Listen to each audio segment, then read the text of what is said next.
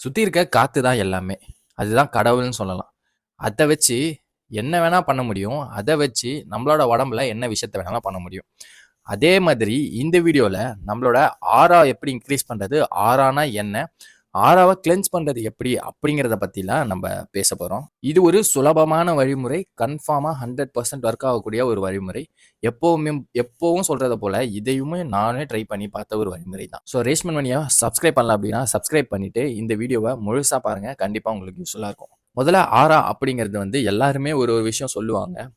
ஆனா அதெல்லாம் கன்வின்சிங்கா இருக்கா அப்படின்னா, நெறைய பேருக்கு இருக்க மாட்டேங்குது. அதனால தான் போயிடுறாங்க. நம்மள சுத்தி இருக்க ஒரு மேக்னெட்டிக் ஃபீல்டு தான் ஆரா. இது எப்படி அப்படின்னா, சயின்டிஃபிக்கா நீங்க ஒரு வயர்ல கரண்ட் போச்சு அப்படின்னா, அத சுத்தி மேக்னெட்டிக் ஃபீல்டு வரும் அப்படிங்கிறது சயின்ஸ். அதே சயின்ஸ் தான் இங்கேயும் ஒர்க் ஆவுது. நமக்குள்ள எனர்ஜி அதாவது உயிர் அப்படின்னு ஒரு விஷயம் இருந்ததுன்னா, அத சுத்தி மேக்னெட்டிக் ஃபீல்டு அதாவது ஆரா அப்படிங்கிறது உருவாகும். எது எதுக்கெல்லாம் சக்தி ஓட்டம் இருக்குதோ, அது அதுக்கெல்லாம் ஆரா அப்படின்னு ஒரு விஷயம் இருக்குது. இப்போ ஆர்கானிக் மேட்டர்ஸ் எல்லாத்துக்குமே ஆரா அப்படிங்கிறது இருக்கு.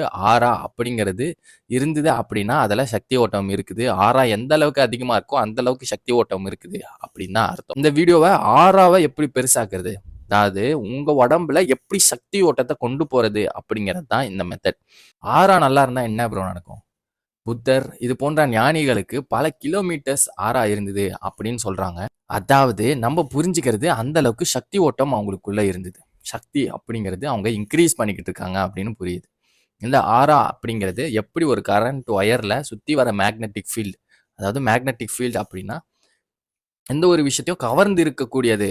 அப்போ நம்மளோட உடம்புல ஆரா அப்படிங்கிறத மேக்னெட்டிக் ஃபீல்டு உருவாச்சு அப்படின்னா, ஈஸியா மத்தவங்களையோ, இல்ல எந்த ஒரு விஷயத்தையோ நம்மளால கவர்ந்து இழுக்க முடியும். இத நீங்க லா ஆஃப் அட்ராக்ஷனுக்கும் யூஸ் பண்ணலாம். இல்ல மத்த நல்ல விஷயங்களுக்கும் யூஸ் பண்ணலாம். இப்போ நீங்க ஒரு பிசினஸ் மேன் ஆக போறீங்க. இல்ல நீங்க ஒரு ஸ்பீக்கரா ஆக போறீங்க. இல்ல நான் மத்தவங்ககிட்ட நெறைய பேசணும். மத்தவங்களுக்கு என்ன புடிக்கணும். இந்த மாரி விஷயங்கள்லாம் அவங்களுக்கு ஆரா அப்படிங்கிறது அதிகமாச்சு அப்படின்னா நீங்க போறதுக்குள்ளயே, அவங்களே உங்ககிட்ட பேசுவாங்க. நீங்க பேசும்பொழுதே, உங்களோட பேச்சிலேயே மத்தவங்கள கவர முடியும். உங்களோட உடல் நிலை எப்பப்பலாம் உங்க உடம்புல பிரச்சனை அப்படிங்கிறது உருவாகுதோ, அந்த இடங்கள்ல ஆறா அப்படிங்கிறது வீக் ஆகுது. அதே வைஸ் வெர்சா. ஆறா அப்படிங்கிறது வீக் ஆச்சு அப்படின்னா, அந்த இடத்துல உங்களுக்கு பிரச்சனையும் உருவாகுது. அப்போ இந்த ஆறாவ இன்கிரீஸ் பண்றது மூலியமா, உங்களோட சக்தி ஓட்டத்த உங்க உடம்புல அதிகரிக்கிறது மூலியமா, உங்களோட உடல் நோயையும், அது மட்டும் இல்லாம மனநோயும் போக்கும். பாருங்க. உடல் நோயும் போக்குது, மனநோயும் போக்குது. உங்களுக்கு சுத்தி இருக்கிற விஷயத்த உங்ககிட்ட கொண்டு வருது. அதாவது பொருளாதார ரீதியாவும் உங்களால மேல போக முடியும். பயிற்சி பண்ண ஒரு சப்ஸ்கிரைபரே நம்மகிட்ட பேசியிருந்தாரு. அவர் ஃபோன் பண்ணி சொன்ன விஷயம் ரொம்ப ஹேப்பியாவும், மத்தவங்க கிட்ட இத சொல்லும்போது ஆச்சரியத்தையும் குடுத்தது. அவரு நார்மலா ஒரு பிசினஸ் வச்சிருந்திருக்காரு. அதாவது மிக்சரு, இந்த காஃபி பொடி, டீ பொடி இதெல்லாம் விக்கக்கூடிய ஒரு பிசினஸ். அவரும், அவரோட அண்ணனும் ஒரு பிசினஸ் ஸ்டார்ட் பண்ணியிருந்திருக்காங்க. அந்த பிசினஸ் ஸ்டார்ட் பண்ணக்கப்புறம் ஓரளவுக்கு ஓடியிருக்கு. மீன்ஸ் அவரு நல்லா பேசக்கூடிய ஆள் கிடையாது. அவரு ஒரு எக்ஸ்ட்ரோவர்ட்டோ இல்ல பட்டுன்னு போய் பேசக்கூடிய ஆள் கிடையாது.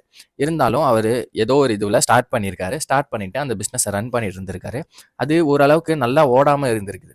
இந்த பயிற்சி நான் சொன்னக்கப்புறம், இந்த பயிற்சிய அவர் ரெகுலரா பண்ண அவரே ஃபீல் பண்ணி சொன்ன விஷயம்.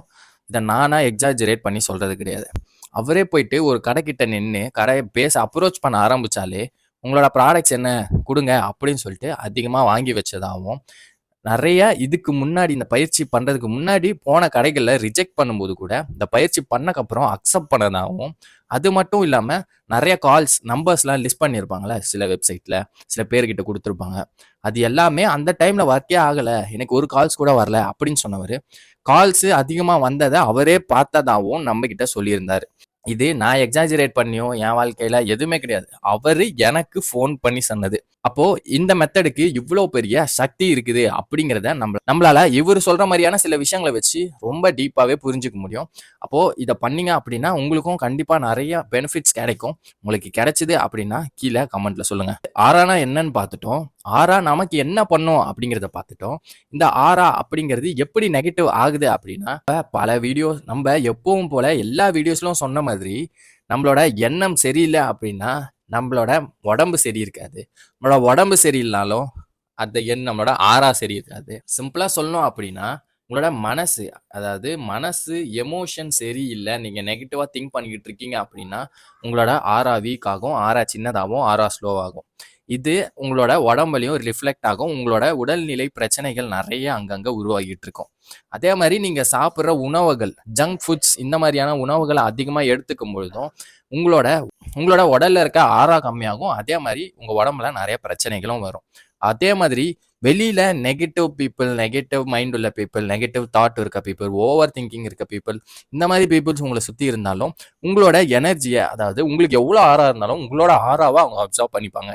அப்போ இந்த மாதிரியான விஷயங்கள் மூலியமா உங்களோட ஆறா அப்படிங்கிறது அப்படியே மேல இருந்து கீழே வந்துகிட்டே இருக்கும் நீங்க என்ன பண்ணாலும். அப்போ இந்த நெகட்டிவ் ஆறாவா எனக்கு இருக்கு, அதை எப்படி நான் நியூட்ரலைஸ் பண்றது, அதை எப்படி நான் கிளென்ஸ் பண்றது அப்படின்னா, அதுக்கு நான் எனக்கு தெரிஞ்ச ஒரு 4 விஷயத்த சொல்றேன். இதுக்கப்புறம் ஆறாவை எப்படி இன்க்ரீஸ் பண்றது அப்படிங்கிற பயிற்சியை சொல்றேன். ஆறா கிளென்சிங்கு அப்படின்னு சொல்லிட்டு பல வழிமுறைகள் இருக்குது. இது எல்லாமே ஏன்ஷியன்ட் வழிமுறை தான். உங்களுக்கு தெரிஞ்ச நீங்க பார்த்த சில விஷயங்களே சொல்றேன். ஆனா இதெல்லாம் ஆறா கிளீன் பண்ணுமா அப்படின்னு நீங்க ஆச்சரியப்படுவீங்க. ஆனா இது எல்லாமே பண்ணும்.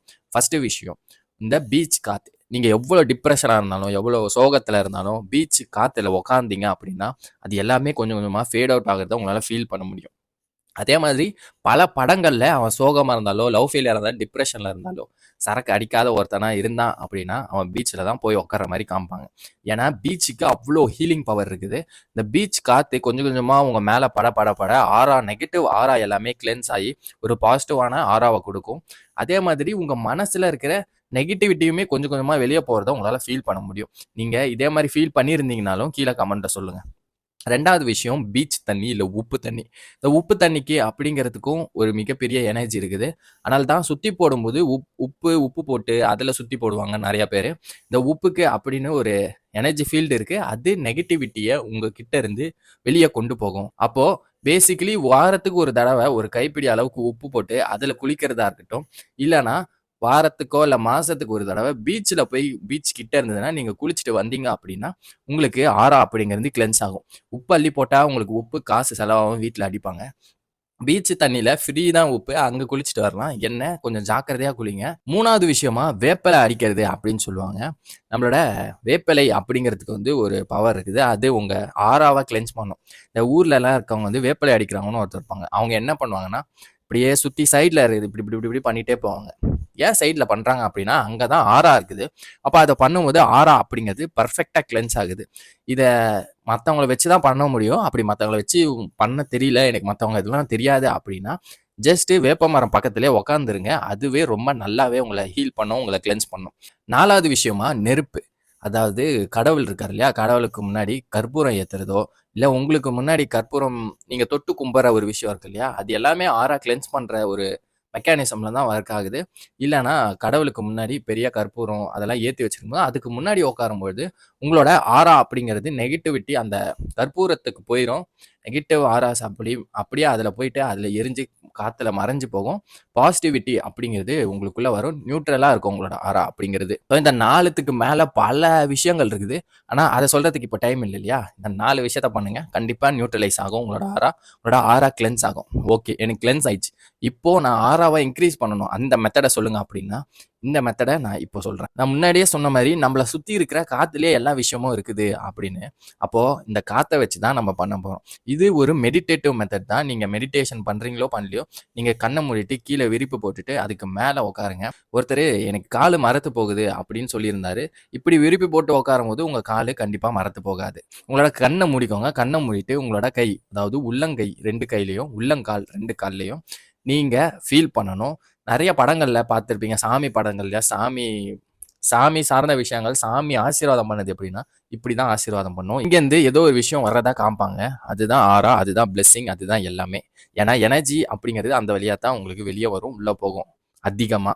அதே மாரி காலையுமே தொட்டுட்டு நீங்க கண்ண மூடிட்டுருங்க. அது உங்களுக்கு ஃபீல் ஆகும். அப்போ மூச்சு இழுத்து விடும்பொழுது, அந்த இடத்துல அதிகமா அந்த 4 பாயிண்ட்ஸ் வழியாவும் மூச்சு இழுக்கிறதாவும், அந்த 4 பாயிண்ட்ஸ் வழியா மூச்சு போறதாகவும் ஃபீல் பண்ணுங்க. ரொம்ப டீப்பான மூச்சு இழுத்து டீப்பா விடுங்க. இப்படி பண்ணும்பொழுது, உள்ள இழுக்கும் பொழுது வெளியில இருக்க ஒயிட் கலர் லைட், அதாவது ஒயிட் கலர் வெளியில லைட் இருக்கு. அந்த லைட்ட நீங்க உள்ள இழுக்கிறதா ஃபீல் பண்ணணும். வெளியில விடும்போது உங்களுக்குள்ள இருக்க பிளாக் கலரான ஒரு புகை மாரியான ஒரு விஷயம் இந்த பாயிண்ட்ஸ்லேருந்து வெளிய போறதா நீங்க ஃபீல் பண்ணணும். உங்களோட தொடை பகுதியில உங்களோட கைய மேல் நோக்கி வைங்க. ஸோ அப்பதான் எனர்ஜி உள்ள வரதுக்கும் வெளிய போறதுக்கும் ரொம்ப ஈஸியா இருக்கும். இத நீங்க டெய்லி 10 வாட்டி தொடர்ந்து பண்ணீங்க அப்படின்னா, கண்டிப்பா உங்களோட ஆறால மாற்றம் உருவாகும். இது முதல் நிலை ஆறா பயிற்சி தான். அத தாண்டி நெறைய பயிற்சிகள் இருக்குது. இத முதல்ல பண்ணுங்க. இத பண்ணாலே உங்களுக்கு நல்ல பெனிஃபிட் கிடைக்கும். இத தாண்டி பயிற்சிகள் வேணும் அப்டின்னா கமெண்ட்ல சொல்லுங்க. இந்த பயிற்சிய ஒண்ணு நீங்க பண்ணிட்டு கமெண்ட்ல எப்படி இருக்குன்னு சொல்லுங்க. இல்ல நீங்க பண்ண போறீங்க அப்டின்னாலும், பண்ண போறேன் அப்டின்னு சொல்லுங்க. கண்டிப்பா நான் ஹேப்பியா இருப்பேன். போகும்போது அப்படியே அந்த லைக் அப்படிங்கிற பட்டனையும் கிளிக் பண்ணிட்டு போயிருங்க. மாற்றம் என்பது நம்மளிருந்து தொடங்கும். நன்றி.